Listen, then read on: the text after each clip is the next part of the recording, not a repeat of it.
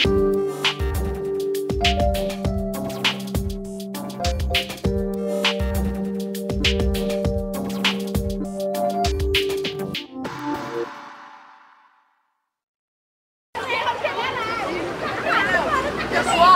presta atenção, ó.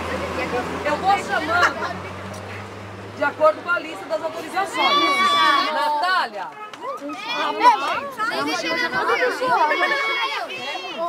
Ana. Mariana. Janaína. Daniel Barbosa. Já pega o nosso, moleque. Vitor Henrique. Didática geral. A aula, o ato pedagógico em si. Eu entro numa sala de aula e encontro meus alunos, mas a gente pode expandir, porque o aluno não aprende só naquelas 4 paredes.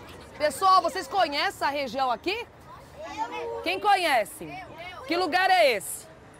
Sala de aula é um lugar de educação formal, né? Então, esse lugar, ele pode ser um pátio, esse lugar pode ser uma tenda, pode ser um átrio, esse lugar pode ser um bosque. Isso tudo é sala de aula. A sala de aula, a gente inventa a sala de aula, né? Um espaço que a gente realiza essa belíssima história, que é a história do aprender e do ensinar. É o trem que vai para a Estação da Luz. Quem já foi de trem para a Estação da Luz? É a linha Santos-Jundiaí, não é isso? Só que agora é a Estação da Luz Francisco Morato. A sala de aula, ela está num contexto chamado escola. A escola é que tem que ser cada vez mais um espaço de ensino e aprendizagem, com possibilidades que ampliem a relação de sala de aula. Então, sala de aula, inclusive, pode ser um ônibus, quando a gente está indo para os nossos estudos de meio, quando a gente está saindo com as crianças para o teatro, para cinema, para parque, e a gente faz muito isso. Então, aquilo ali é uma sala de aula, o ônibus é uma sala de aula, o parque é uma sala de aula. Esse aqui é o Parque do Jaraguá. Tá, nós estamos aqui. Você está ali. O parque ele fica localizado na região noroeste, entre a zona norte e a zona oeste. No roteiro a gente vai amarrar depois. Uma das questões é essa, qual a diferença de aprender aqui e aprender na sala de aula? Porque nós já vimos vídeos sobre a Mata Atlântica, eu trabalhei com eles um projeto, um pé de quê, então nós trabalhamos vários tipos de árvores, várias as vegetações diversificadas. E eu perguntei para eles qual que era a diferença hoje. Eu falei, gente, será que tem diferença sair daqui? E a resposta deles foi, nossa, agora nós vamos ver de verdade, ver. Seguinte, e ali é o Pico do Jaraguá, é o ponto mais alto da cidade de São Paulo. Vocês têm ideia da altitude? 1,5 km. Qual a diferença entre altura e altitude? Vocês sabem? Altitude é a partir... Isso. E a altura? A partir do chão. A partir do chão, não é isso? Se eu chegar para trabalhar e eu não tiver a pauta do conhecimento que eu tenho a responsabilidade de trabalhar, não existe aula. Pode existir um encontro lúdico, pode ser um encontro que eu levo a minha experiência e a minha experiência traga conhecimentos, mas a aula tem sempre essa perspectiva do ensino e da aprendizagem. Por exemplo, eu posso tornar um conhecimento muito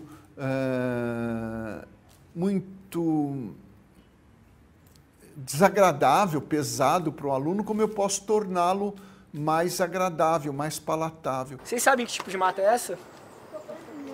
Mata Atlântica. Por que Mata Atlântica?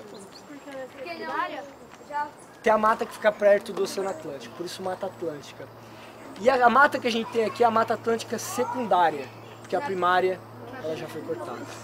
Um ali, 2 e o outro no meio. Estão conseguindo ver daí? Agora mais tufo branco? Sagui do tufo branco. Ele é nativo da Mata Atlântica da Bahia e Caatinga. Tá, ele é exótico nessa região. Mas como pode o professor se programar para uma aula na qual tudo pode acontecer? Não dá para controlar tudo. E não precisa controlar tudo, você precisa saber lidar. Você precisa se lidar com a autenticidade. Você chegar para o aluno e falar, eu também não sei, mas vou aprender junto, mas eu sei procurar a forma de superar o problema, de solucionar o problema. Isso o professor precisa saber. E vai ser um exemplo muito bom quando diz, olha, eu também não sei, mas nós vamos aprender juntos. Você falou que não tem o bugio, a gente não tem aqui. Bugio não tem. Bugio tem na Cantareira. Tá. O que acontece? O que a gente acha? Que era um grande corredor ecológico, da Cantareira até aqui o Jaraguá, Eu acho que a gente... Você sair fora daquele planejamento que você fez, aquele certinho, para fazer qualquer atividade fora, eu acho que sempre é um ganho. E o aluno? O que será que ele pensa de uma aula como esta? Que é mais legal para conhecer mais. Eu gosto de saber mais sobre as coisas. Você gosta mais da aula aqui ou na escola? Comercializa. Então a gente ainda tem Aqui, eu acho. Por quê? Não sei. Qual a diferença entre a aula aqui e na escola? Aqui dá para nós ver e relar, lá não, é só em livro ou então em foto. Galerinha, vocês estão vendo esse nome esquisito aqui embaixo? Você viu que eu falei do esquilo? Que eu falei caxinguelê, falei serelepe. Todos esses nomes a gente fala que é o nome popular.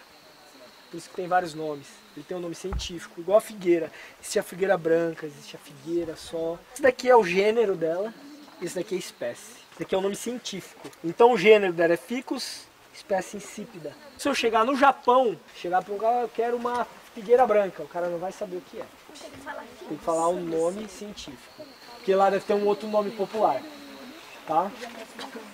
Todos esses nomes populares que eu falei para vocês do esquilo são de vários locais. Aqui em São Paulo é serelepe. Você vai para o interior e eles chamam de caxinguelê. Professora, isso é mesmo uma aula? É aula, oxa. É uma super aula.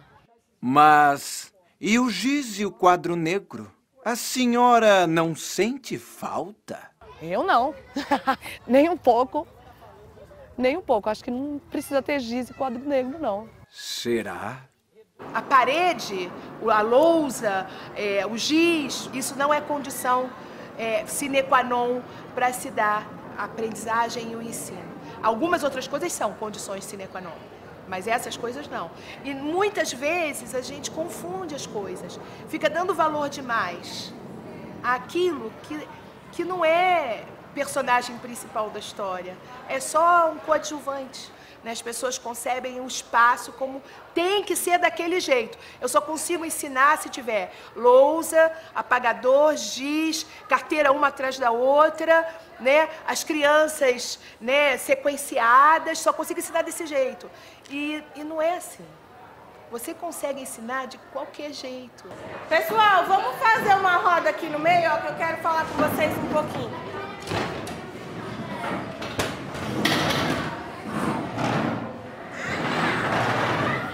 Vem, pessoal. Vamos esperar só um pouquinho para ver se tem mais alguém atrasado. Que eu acho que tem. Deixa eu ver, você tá lendo. A escola não é mais como era quando foi criada. O que mudou? Você faz várias leituras do que mudou.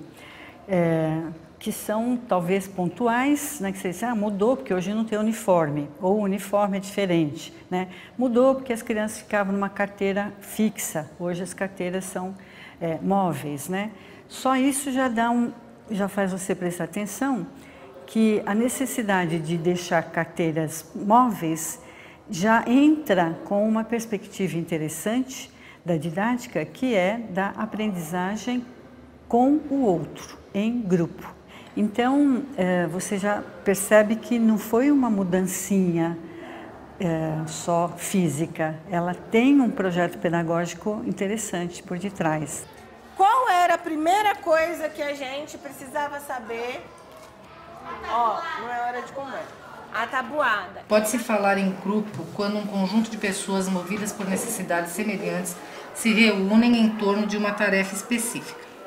No cumprimento de desenvolvimento das tarefas, deixam de ser um amontoado de indivíduos, para cada um assumir-se enquanto participante de um grupo com objetivo mútuo.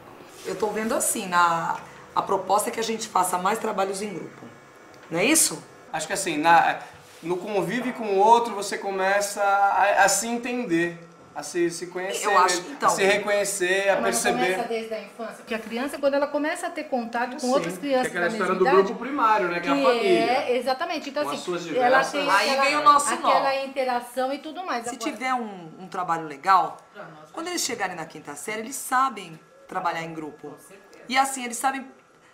não é nem trabalhar em grupo, eles sabem como se comportar, quando cada um vai falar, de que maneira vai ser. Eles já têm mais ou menos um modelo. Eles vão se entrosar, é assim, é legal, é isso, é aquele negócio do eu ser você um pouco, né? Eu não gostei da atitude dele, começar assim, a aprender com o outro. Eu acho que a gente um aprende com o outro, né? E você não acha que até nas relações entre eles mesmos, as relações sociais aí de briga, de tudo mais, não é uma oportunidade legal? E agora eu tô pensando em fazer o terrário, né? E faço o meu, mostrar pra eles, e pra eles fazerem em grupo. Eu não sei se vai dar certo. É a história do trabalhar em grupo, né? Sei se não, mas tem que arriscar, Pro. Tem que arriscar. Aí alguns dirão, bem, mas o trabalho em grupo acaba propiciando que as crianças façam mais bagunça. Bem, aí você já tem que pensar o que é mesmo bagunça, né? Será que o produzir conhecimento, se apropriar do conhecimento é alguma coisa que só acontece se você ficar passivo frente a um livro ou numa carteira fixa? Aqui é uma unidade de conservação, o próprio nome já diz para que ela foi criada. Agora vamos fazer bastante silêncio, queria que vocês fechassem os olhos, tentassem escutar a água, os pássaros, tudo.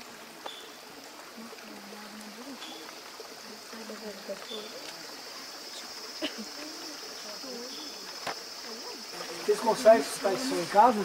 Não. Só carro, né? É gostoso assim em São Paulo? É fresquinho?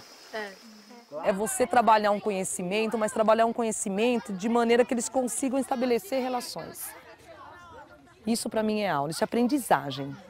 Eles viram a questão, o que é a Mata Atlântica secundária, que ela foi replantada. Quer dizer, como é que a gente pode fazer isso na nossa região lá? Porque lá está sendo invadido cada vez mais de concreto.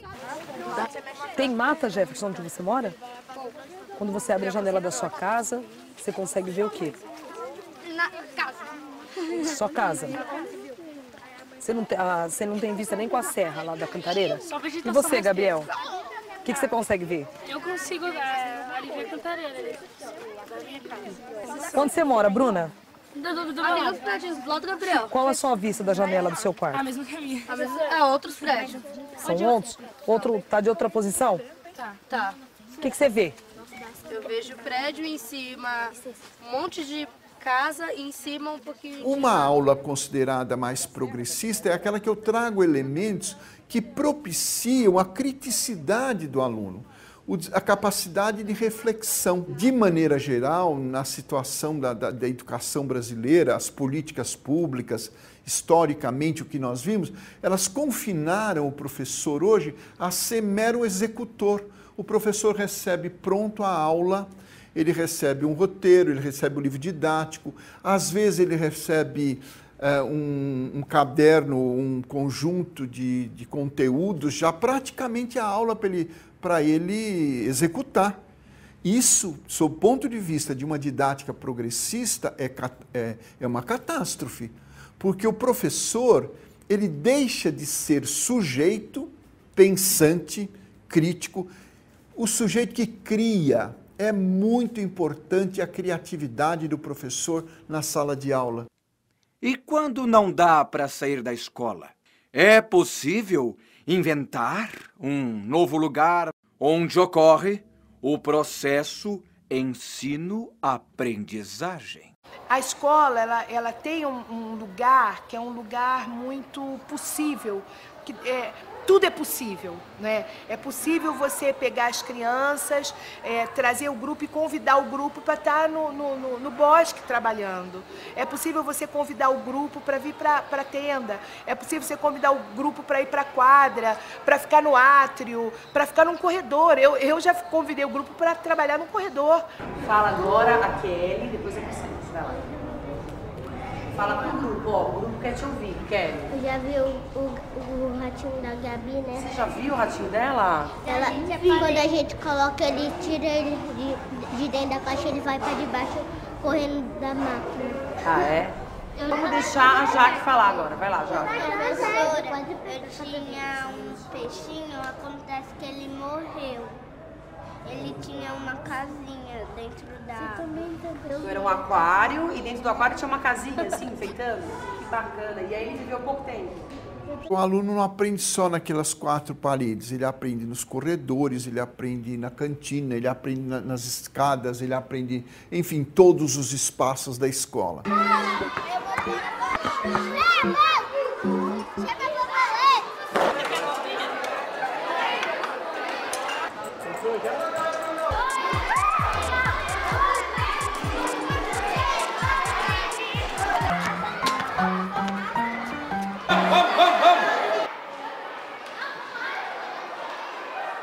Será que a aula expositiva está fadada a acabar?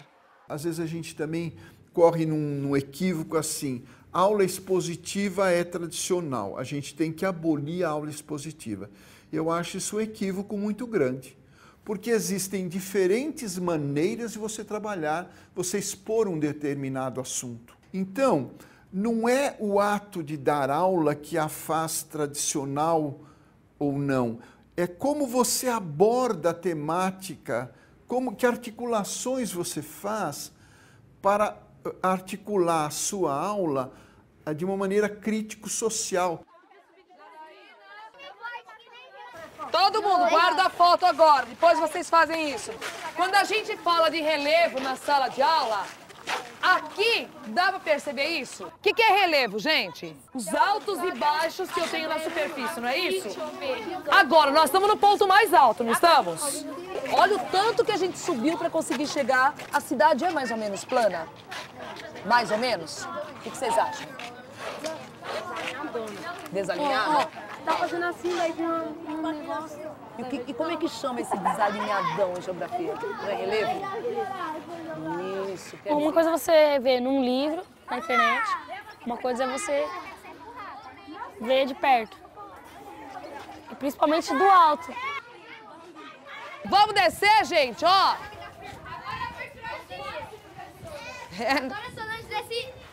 Agora eu chego primeiro. Eu digo que com parede ou sem parede, nós podemos fazer um ensino de qualidade. Até para a gente não entrar assim numa coisa, tem que mudar tudo fisicamente, aí vai acontecer a escola boa. Não necessariamente. Então a escola não precisa implodir para ser outra coisa, nós precisamos reinventar a escola dentro da sua finalidade social. Lá no Rio a gente tem uma expressão que eu acho muito feliz da Regina de Assis, que foi nossa secretária de Educação Municipal, a sala de aula do tamanho do mundo, né? E eu fico pensando exatamente nisso. A sala de aula, ela precisa ser do tamanho do mundo, para ela poder acolher múltiplas aprendizagens. Então, ela precisa ser do tamanho do mundo para poder caber nela um mundo.